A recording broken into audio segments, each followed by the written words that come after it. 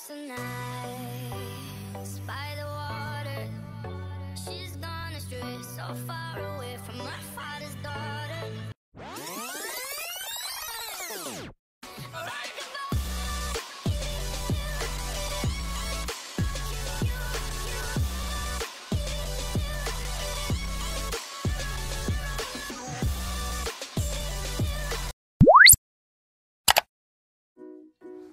Здравейте на всички! Днешното видео е на тема 15 есеншъла за лятото. И да не забравяме, че видеото е колаборация с Ивка Дачева. Тя е една прекрасна влогърка. Естествено към канала и към клипа ще има линк в описанието. И тя прави 10 есеншъла, аз реших да покажа 15, защото наистина това са нещата, които най-често използвам през лятото. И също така останете до края, за да гледате нашите гафове. И нека да започваме! Моят първи есеншъл е ето тази възглавница за пътуване, която очевидно използвам когато пътувам. И тъй като през лятото имам много ваканции и като ходим на почивка, я използвам и върши страхотна работа.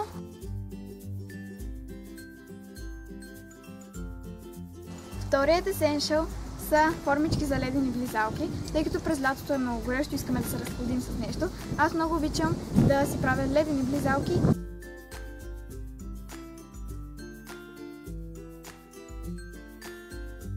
Номер 3. Естествено, игри.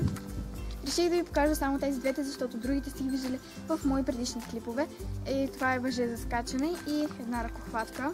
През лятото много обичам да играя с игри, с приятелите си навън и са наистина много яки.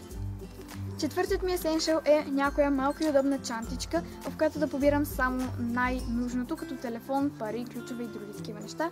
И ще ви покажа тези двете, които много често нося през лятото и са много хубави, защото тази има шарени цветове, подходяща е за лятото, а пък тази е като котенце и са наистина много сладки.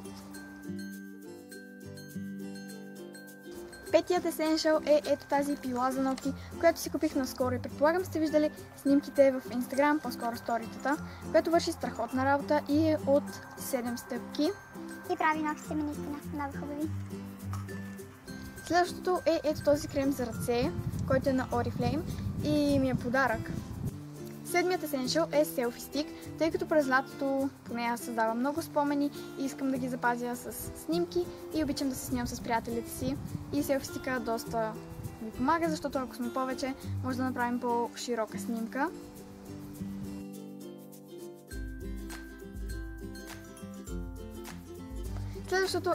Следващото естествено е планерът ми. В него обичам да си записвам идеи за видеа, също така да ги планирам какво трябва да купя и други такива. И също така дестинациите, през които ще мина това лято. И обичам да си записвам какво трябва да нося, да си направя списък на нещата, които трябва да нося и други такива неща. Както знаете, всички имаме да четем книги през лятото, но аз обичам да чета книги, които на мен ми харесват, а не от списъка. Те са доста по-интересни, поне според мен. И тази в момента чета. Този парфюм е един от летните ми есеншъли, тъй като уха е много свежо и приятно и ми е подарък от брат ми. Ето как изглежда.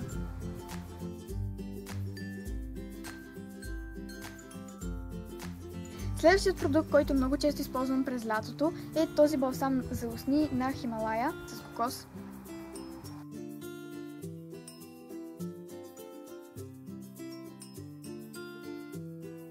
Много често използвам и преносимо зарядно, тъй като когато влогвам и батерията на камерата ми бързо пада, си я зареждам с това зарядно. И го използвах, когато бях на къмпинг, тъй като бяхме там 2 дни, а пак батерията на камерата ми, както вече казах, пада много бързо и това ме спаси буквално. И сега ще има клип от къмпинга. Този лак за ногти, електрико жълто, много ми харесва. Както знаете, аз обичам да се лакирам, въпреки че не го правя толкова често, но този ми е един от любимите лакове. И последният есеншъл са ето тези бурканчета, които доста често използвам, тъй като, както знаете, аз съм тотална фенка на смутитата. И в тях си правя и други фрешове и си сипвам сок. Също така понякога просто пия вода и са много подходящи за лятото. Имам такива 5 различни. И знам, че много от вас ще питат откъде са. Всъщност те са от един Евромаркет и някои са от Перник, но ги има и в Джамбо.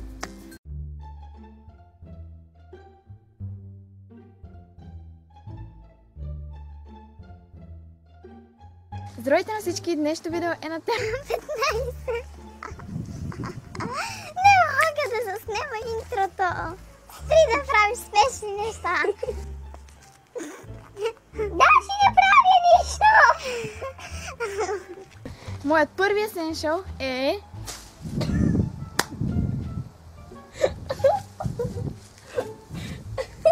Тази възглавница за...